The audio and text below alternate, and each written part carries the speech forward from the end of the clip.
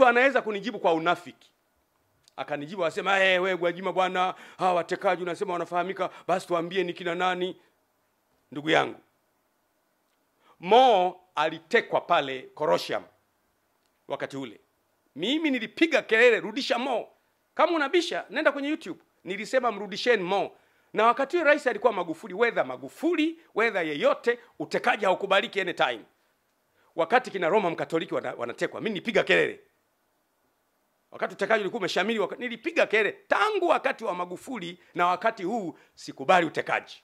Kwa mambo mema ambayo mtu anafanya anatakiwa asifiwe, kwa mambo maovu anayofanya anatakiwa akemee bila kujali yeye ni nani. Tanzania ni yetu sote. It does not belong to a single entity. It belongs to all of us.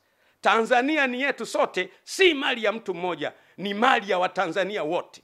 Siasa huja na kuondoka, na wanasiasa huja na kuondoka, lakini Tanzania inadumu vizazi hadi vizazi. Lazima tuilinde nchi yetu.